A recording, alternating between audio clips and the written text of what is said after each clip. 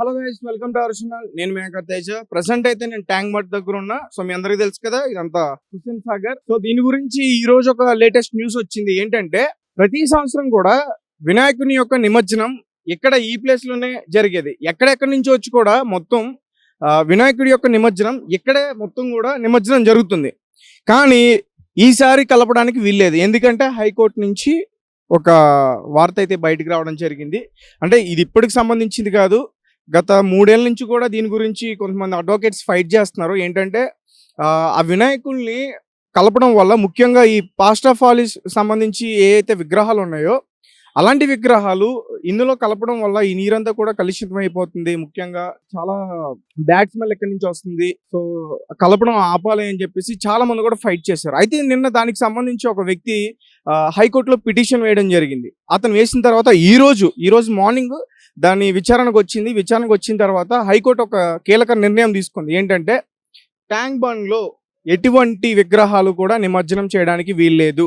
ముఖ్యంగా మీకు కనిపిస్తే అక్కడ ఉంది ఆ ప్రాంతం మొత్తం కూడా మొత్తం జిహెచ్ఎంసీ సిబ్బంది నిషేధానికి సంబంధించిన బోర్డ్స్ అన్ని కూడా పెట్టడం జరిగింది. అంటే ఎవరైనా వాటిని ఉల్లంఘించి ఇంట్లో కలిపే ప్రయత్నం చేస్తే ఖచ్చితంగా వాళ్ళ మీద కఠిన చర్యలు తీసుకునే అవకాశం ఉంటుంది.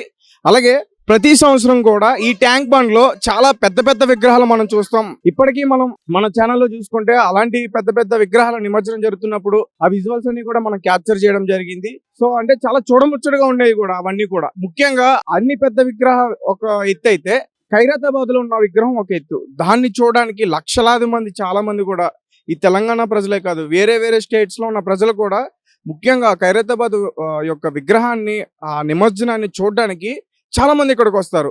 సో ఈసారి వాళ్ళందరికీ కూడా ఖచ్చితంగా నిరాశ అనే చెప్పాలి. ఎందుకంటే ఈసారి ఎటువంటి విగ్రహాలు కూడా కలపలేదని చెప్పేసి హైకోర్టు ఒక నిర్ణయం తీసుకుంది. కాబట్టి మరి చూద్దాం, మరి ఖైరతాబాద్ విగ్రహం దాని నిమజ్జనం అసలు ఎలా జరుగుతుంది, వాళ్ళకి ఈ విషయం అసలు ఇప్పటి వరకు వాళ్ళ చెవులో పడిందా లేదా, మరి వాళ్ళు ఎటువంటి నిర్ణయం తీసుకుంటారు, లేదంటే కేవలం ఆ ఒక్క విగ్రహానికి మాత్రమే పర్మిషన్ ఇస్తుందా. అంటే ఖైరతాబాద్ విగ్రహమే కాదు, ఇంకా చాలా చాలా పెద్ద విగ్రహాలు ఉన్నాయి. సో మరి ఆ విగ్రహాల పరిస్థితి ఏంటి, ఒకవేళ ఈ ప్లేస్ లో నిమజ్జనం జరగకపోతే మరి ఎక్కడ చేస్తున్నారు. చాలా మంది కూడా కొన్ని క్వశ్చన్స్ అడిగే ప్రయత్నం చేస్తున్నారు. ఎట్లా అంటే సో అంటే ఈ ట్యాంక్ బండ్ లో కలకపోతే వేరే ప్లేస్ లోకి వెళ్ళి కలుపుకోవచ్చా, మరి అవి కూడా చెరువులే కదా, అవి కూడా పాడవుతాయి కదా, ఇదొక్కటే కాదుగా, చెరువు ఎక్కడైనా చెరువే కదా.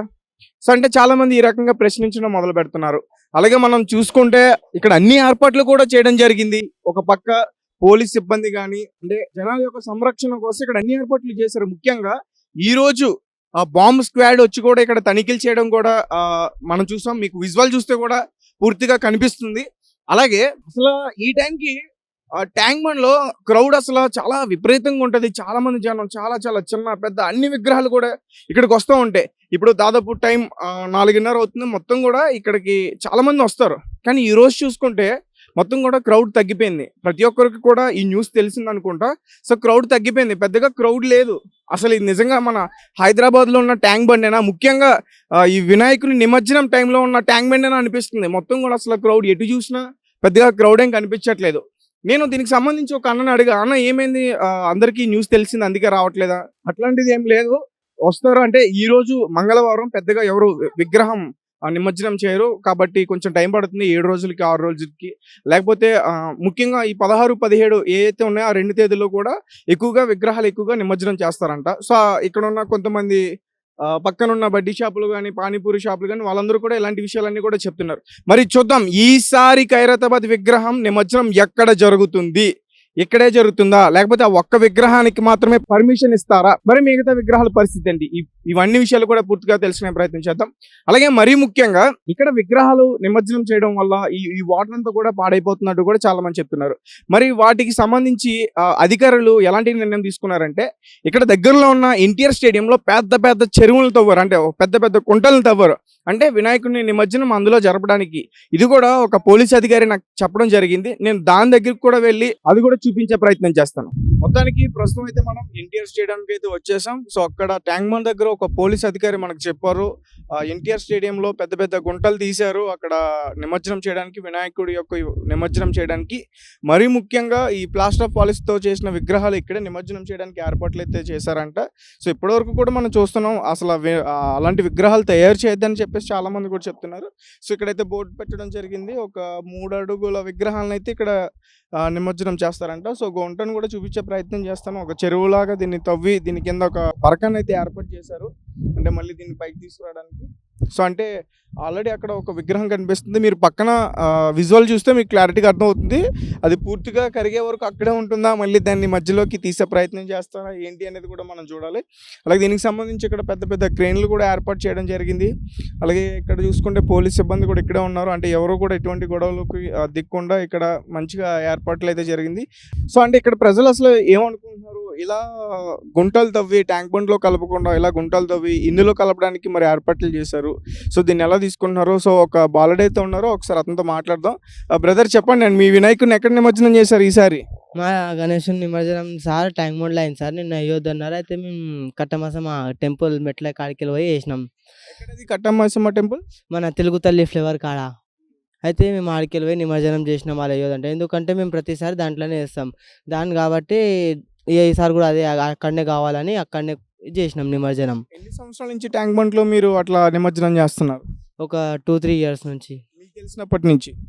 ఎస్, ఎక్కువ సంవత్సరం నుంచి.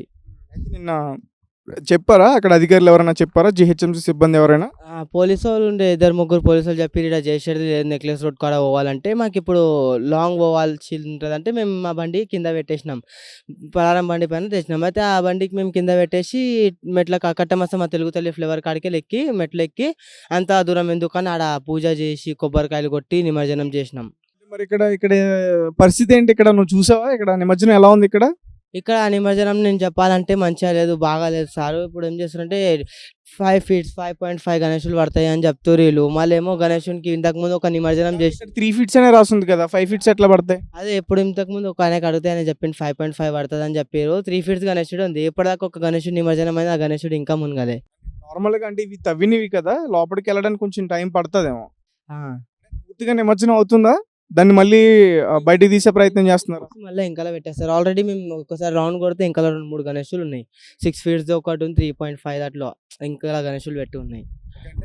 దాన్ని తప్పుపట్టలేం, ఎందుకంటే ట్యాంక్ బండ్లో కూడా మళ్ళీ వాటిని బయటికి తీసే ప్రయత్నం చేస్తున్నారు, మళ్ళీ వేరే ప్లేసెస్కి తరలించే ప్రయత్నం చేస్తున్నారు.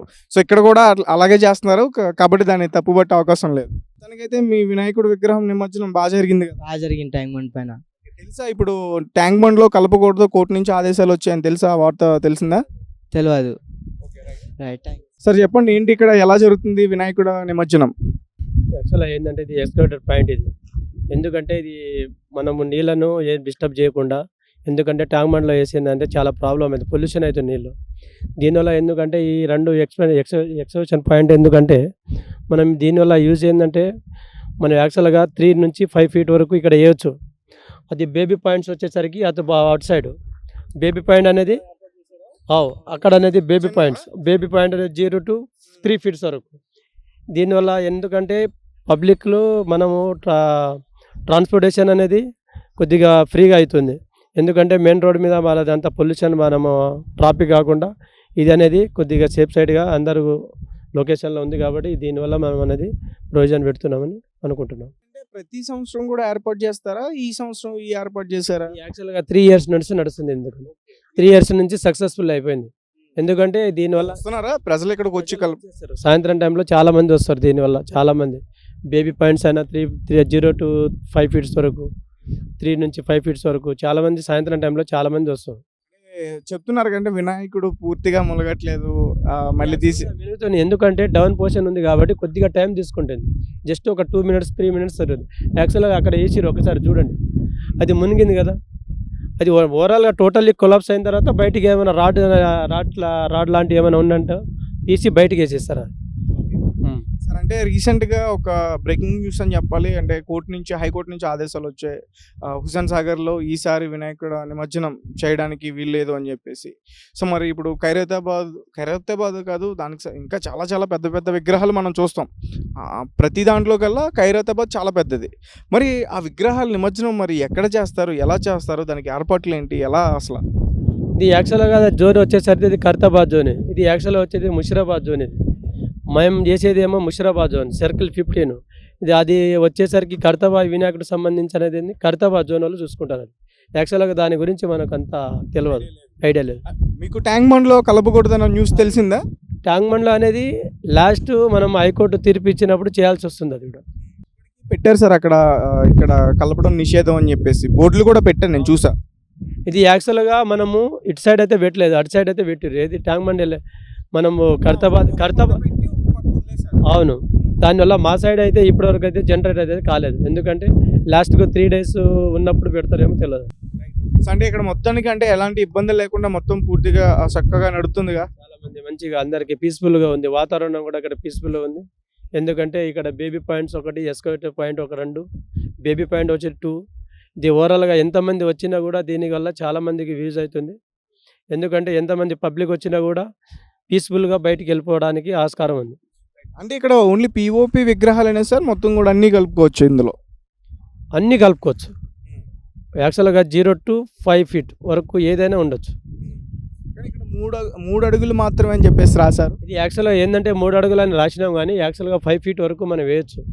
ఎందుకన్నా మంచిదని మీరు అట్లా డిజైన్ చేశారా దీన్ని? కన్ఫామ్గా వేయచ్చు. అది ఇది యాక్చువల్గా ఎవరు వచ్చినా కూడా వాళ్ళకు మనం కూడా ఇన్ఫర్మేషన్ కూడా ఇస్తున్నాము. ఏ విధంగా వేయాలని కూడా మా వాళ్ళు సేఫ్ సైడ్ ఉంటారు, మా వాళ్ళు కూడా లేబర్ కూడా ఉంటారు, దీనికి సంబంధించి మెషినరీ కూడా ఉంటారు, మిషన్ సంబంధించి లేబర్ కూడా ఉంటారు. దీనివల్ల మనము పబ్లిక్ పీస్ఫుల్గా మన పోలీసు వాళ్ళు కూడా ఉంటారు. ఎవరు గొడవ చేయట్లేదా, మా విగ్రహం ములగట్లేదు, కిందకి వెళ్ళట్లేదు? యాక్చువల్గా మనం ఎందుకంటే వేసేటప్పుడు దాంట్లో పోయిన తర్వాత అన్నీ ఆల్రెడీగా ఒక 2 minutesలో ఆల్రెడీగా టోటల్లీ బాటమ్ లెవెల్లో వెళ్ళిపోతుంది. మన వినాయకుడు కూడా బాటంలో వెళ్ళిపోతుంది. అంటే మీరేం చెప్తారో, ఇక్కడ ఎలా ఉంది పరిస్థితి? ఇక్కడ చాలా బాగుంది సార్, మేమైతే చేస్తున్నాము. నిమజ్జనం చాలా మంచిగా చేస్తున్నాం, ఎలాంటి ప్రాబ్లం ఏం లేదు. అంటే ఎవరైనా వచ్చి బాధపడే ప్రయత్నం చేస్తున్నారు ఇక్కడ? ప్రతిసారి మేము అక్కడ కలుపుతాం, ఈసారి ఇక్కడ కలుపుకుంటున్నాం. అట్లా ఏమి సార్, అట్లా ఏం అనట్లేదు అసలు. ఏంటంటే అక్కడ పోతే ఇబ్బంది అవుతుంది, మాకు ట్రాఫిక్ జామ్ ఉంటుంది, అంత తింటుంది. అక్కడ నుంచి మేమే ఇటు వస్తున్నాం, మాకు తొందరగా నిమజ్జనం కావాలనేసి మేము అనుకొని ఇక్కడ వస్తున్నామని చెప్తున్నాం sir. Okay, thank you so much. So ఇది ఇక్కడ పరిస్థితి, ఎన్టీఆర్ స్టేడియంలో ఉన్న ఈ కుంటల పరిస్థితి. మొత్తానికి పెద్ద పెద్ద కుంటలు అయితే పెద్దగా